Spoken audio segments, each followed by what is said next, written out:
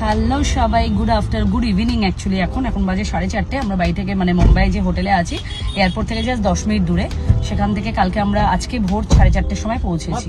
ये AC on कर दो, नहीं थोड़ा 2 में कर दो ना, बहुत गर्मी हो रहा है। তো আমরা এখন বেরোলাম। প্রথমে ভেবেছিলাম জুহু বিচ আসবো, জুহু বিচে এসছি। তারপর সকাল থেকে তো রেস্ট নেওয়া হয়েছিল, জার্নিটা ভালোই হয়েছে, কিন্তু অনেকটা টাইম টেকিং লেগেছে। আমাদের বাসে ইচ্ছা থাকতে হয়েছিল 10 ঘন্টা মতন। তো তারপরে পৌঁছেছি আমরা সৌদি থেকে সমস্ত চেকিং হয়ে তখন আর বেশি বোর্ডিংয়ের জন্য বসতে হয়নি।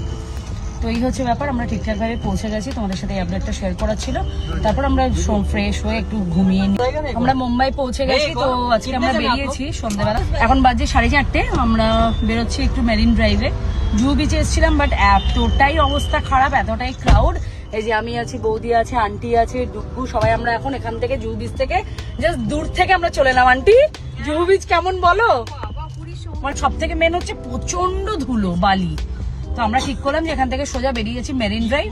মেরিনের এখান থেকে 30 কিলোমিটার কাছাকাছি। তো ওখানে যাবো, ওখানে কিছুক্ষণ ঘুরবো, তারপর রাতে একটা দাদাবাড়িতে ইনভিটেশন আছে, যাবো। তো চলো এখন রাস্তায় যেতে তো তোমার সাথে শেয়ার করি মেরিন ড্রাইভের রাস্তাটা কতটা আমাদের যেতে হচ্ছে।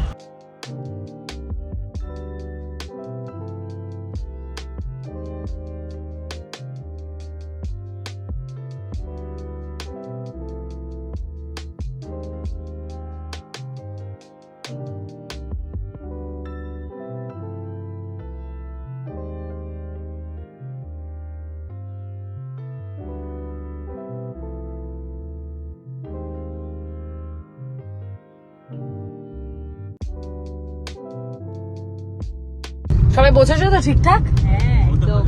ডুগু কোথায়? ডুগু বৌদি বলছে হাত তোলো, কে কে আছো।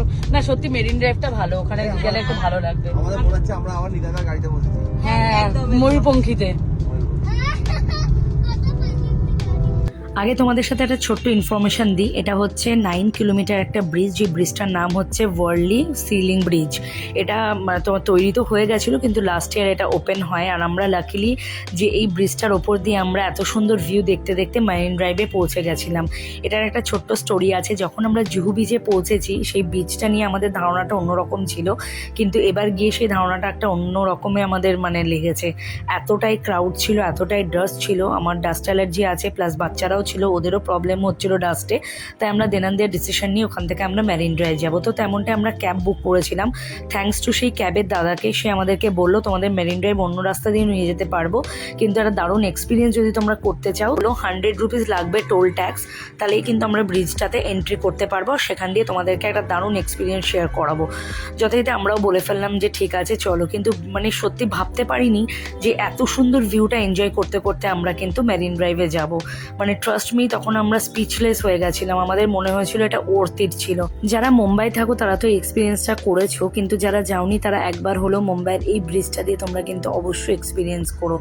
আর এই যে আমরা এতটা টায়ার্ড ছিলাম, 4 তারিখে বেরিয়ে আমরা 5 তারিখ ভোরে পৌঁছেছি, এতটা শরীরের মধ্যে যে ধকল ছিল সেটা কিন্তু নিমিষের মধ্যে কোথাও যেন উদয় হয়ে গেছিল। পৌঁছে গেছি আমরা মেরিন ড্রাইভ। আমাদেরকে এখানে দাদা নামাবে, আমাদেরকে ক্রস করে ওইদিকে যেতে হবে। কিন্তু মেরিন ড্রাইভে আমি এত ভিড় দেখিনি। 4-5 বছর আগে কবে এসেছিলে গো? আমি এসেছিলাম একবার, যখন আমি হায়দ্রাবাদে থাকতাম। তো সেটা তো অনেক কাল আগে, 9 বছর তো হয়ে গেল আমাদের বিয়ে, তারপর তো তুমি আসোনি।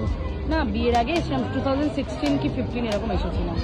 দেখো একবার ক্রাউডটা, কি লেভেলের ক্রাউড এখানে। দেখো